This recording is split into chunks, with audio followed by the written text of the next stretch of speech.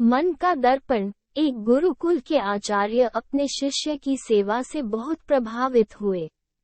विद्या पूरी होने के बाद जब शिष्य विदा होने लगा तो गुरु ने उसे आशीर्वाद के रूप में एक दर्पण दिया। वो साधारण दर्पण नहीं था। उस दिव्य दर्पण में किसी भी व्यक्ति के मन के भाव को दर्शाने की क्षमता थी। शिष्य गुरु के इस आशीर्वाद से बड़ा प्रसन्न था। उसने सोचा कि चलने से पहले क्यों न दर्पण की क्षमता की जांच कर ली जाए।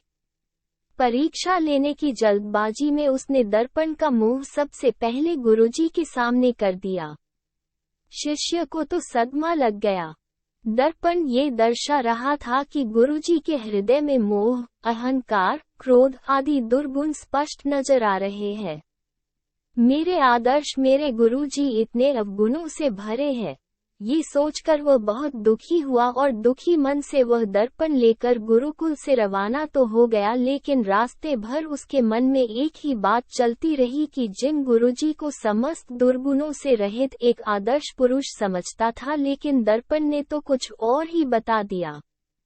उसके हाथ में दूसरों को परखने का यंत्र आ गया था, इसलिए उसे जो मिलता उसकी परीक्षा ले लेता। उसने अपने कई इष्ट मित्रों तथा अन्य परिचितों के सामने दर्पण रखकर उनकी परीक्षा ली। सबके हृदय में कोई न कोई दुर्गुण अवश्य दिखाई दिया। जो भी अनुभव रहा सब दुखी करने वाला। वह सोचता जा रहा था कि संसार में सब इतने बुरे क्यों हो गए हैं।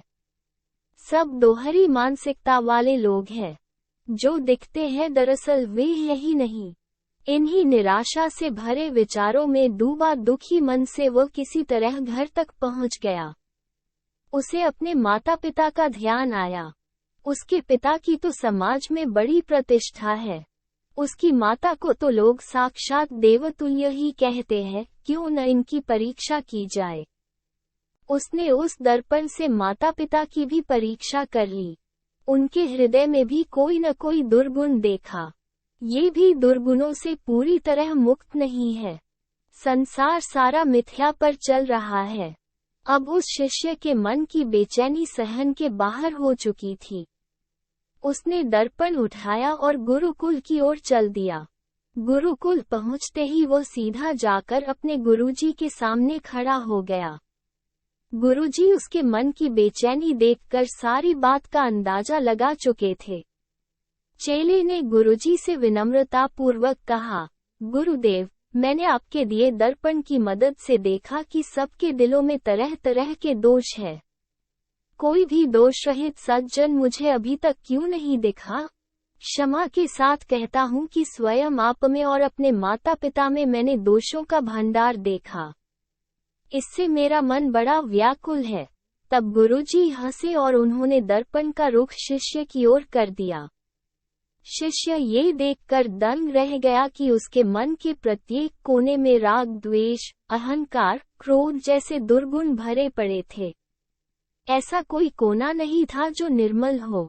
गुरुजी बोले, बेटा, ये दर्पण मैंने तुम्हें अपने दुर्गुण देखकर जीवन में सुधार लाने के लिए दिया था, न कि दूसरों के दुर्गुण खोजने के लिए। जितना समय तुमने दूसरों के दुर्गुण देखने में लगाया, उतना समय यदि तुमने स्वयं को सुधारने में लगाया होता तो अब तक तुम्हारा व्यक्तित्व बदल चुका होता। सीख: आदमी को पहले स्वयं को अपने मन रूपी दर्पण में देखना चाहिए कि उसमें क्या क्या दुर्गुण है और उन्हें सुधार करना चाहिए, न कि दूसरों के दुर्गुण देखने चाहिए। दोस्तों, अगर आपको ये कहानी पसंद आई हो तो इसे लाइक और हमारे चैनल को सब्सक्राइब कीजिए ताकि हम और कहानियाँ आपके लिए ला सके।